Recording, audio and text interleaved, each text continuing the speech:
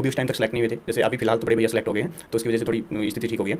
तो फिर उन्होंने मुझे ना एक चीज़ बताई, और वो चीज़ ना मैं आप लोगों को भी, सभी भाइयों को बताना चाहूँगा। उन्होंने मुझे कहा कि लाइफ में ना अलग अलग फेजेज होते हैं, और हर फेज में कुछ चीज़ें स्पेसिफिक होती हैं जो एक फेज में ही की जा सकती हैं। फेज का मतलब ना यहाँ से एक एज ग्रुप का है।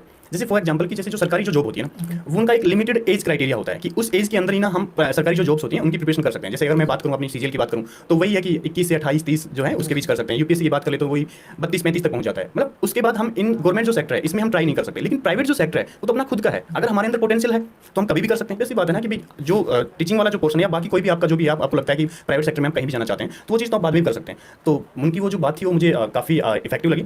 उसी दिन से फिर मैंने थोड़ा अपना जो माइंड सेट था वो चेंज किया कि नहीं यार, सर की बात सही है, अब एक बार कोशिश कर लेनी चाहिए गवर्नमेंट सेक्टर के लिए।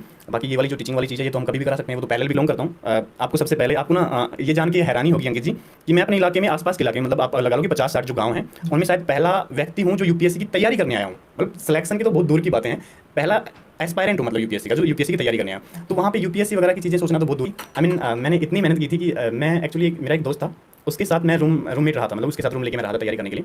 तो वो एक दिन मेरे बड़े भाई आ गए वहाँ पे, तो उन्होंने उनसे पूछा कि भाई ये पढ़ता है नहीं पढ़ता है, तो उन्होंने यूँ कहा कि भाई इसको तुम लेके जाओ यार, ये पागल हो जाएगा। ये मैं इसको सोता हुआ नहीं देखता हूँ कि मतलब दोपहर में ना फैन बंद करके, क्योंकि फैन से क्या होता था कि मुझे ना इरिटेशन सा लगता है अजीब सा, तो मैं फैन बंद करके, और एक ब्लैक बोर्ड था उस पर लगा रहता था। तो बहुत मेहनत की, काफ़ी मेहनत की, और उस मेहनत का रिजल्ट भी आया।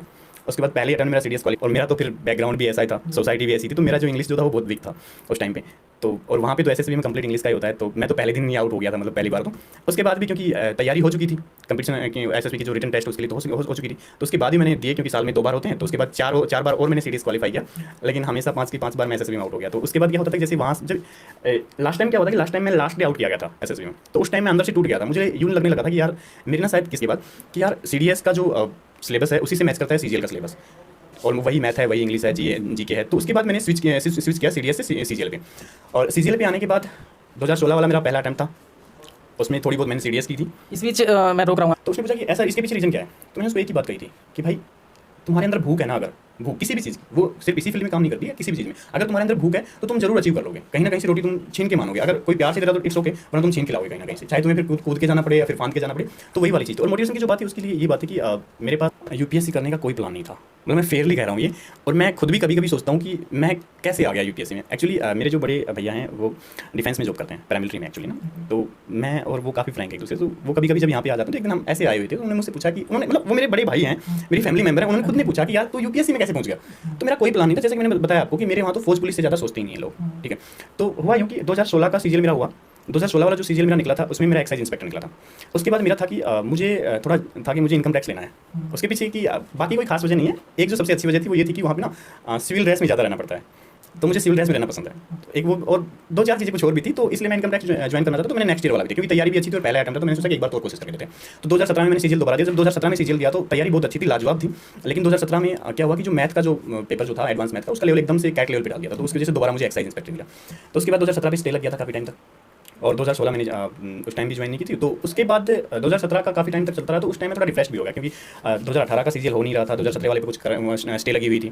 तो उसी ड्यूरेशन में मैं जयपुर रह के तैयारी कर रहा था, तो मुझे लगा कि यार शायद ना इस शहर में रहते हुए मुझे कुछ हो गया है, मुझे शहर चेंज करना चाहिए। तो वहाँ से मैं दिल्ली आ गया कि आगे की जो तैयारी है वो दिल्ली करते हैं। तो यहाँ पे आया तो था सीजीएल को कंटिन्यू करने, क्योंकि 2017 में स्टे लग गया था, कुछ श्योर नहीं हो रहा था, कुछ लोग बोल रहे थे कि ये रद्द होने वाला है, और फिर सेकंडली ये भी पता था कि एग्जाम बहुत अच्छा नहीं गया मैथ्स का, तो इनकम टैक्स तो नहीं मिलने वाला है। तो जब मैं यहाँ पे आया तो जो जिस बंदे का मैं रूममेट बना वो एक्चुअली यूपीएससी की तैयारी कर रहा था।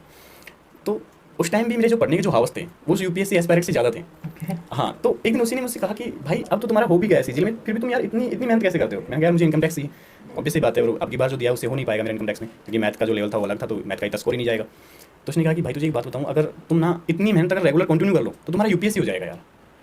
तो मैंने तो कहना कि जैसे कभी सोचा नहीं था कि यूपीएससी भी हो सकती है। मुझे तो यूँ लगता था कि यूपीएससी वाले कोई अलग होते हैं, उनके चेहरे अलग होते होंगे, वो कहीं दूसरे देश से आते होंगे या दूसरे गोले से आते हुए पीके की तरह। तो ये वाली चीज़ें थी। तो फिर मैंने उसको थोड़ा एनालाइज किया, महीने भर उसके साथ रहा मैं, तो मैंने देखा कि यार वो यूपीएससी एस्पायरेंट है और उसका प्रीलिम्स एक बार क्वालिफाइड भी था, एक बार प्रीलिम्स क्वालिफाइड था। तो मैंने देखा कि यार वो इतनी कुछ खास मेहनत तो नहीं कर रहा है, वो भी मेरे जैसा ही है और मेरी जितनी मेहनत कर रहा है, इनफैक्ट मेरे स्टडी हाउस ज़्यादा थे। तो फिर मैंने थोड़ा सोचा कि यार एक बार ट्राई करके देखेंगे, बिकॉज इसका श्योर था कि जॉब तो है सीजीएल वाली, कुछ ना कुछ तो मिलेगा आपकी बार भी। तो उसके बाद मैं ऐसे एनसीईआरटी उठा लाया जाके और मैं उसको पढ़ने लग गया। 15-20 दिन पढ़ने के बाद मुझे थोड़ा इंटरेस्ट लगने लगा, तो मैंने मेहनत की, कुछ स्मार्ट वर्क किया, कुछ हार्ड वर्क किया, और उसके बाद तो प्री और मेंस तो हो गया है, बाकी की जर्नी तो देखते हैं क्या कैसे रहती है। चलिए, आपने यूपीएससी की तैयारी स्टार्ट की और आपने फर्स्ट अटेम्प्ट में यूपीएससी प्री और मेंस क्लियर किया। काफ़ी सारे बंदों को 5-5 साल लग जाते हैं, और ऐसा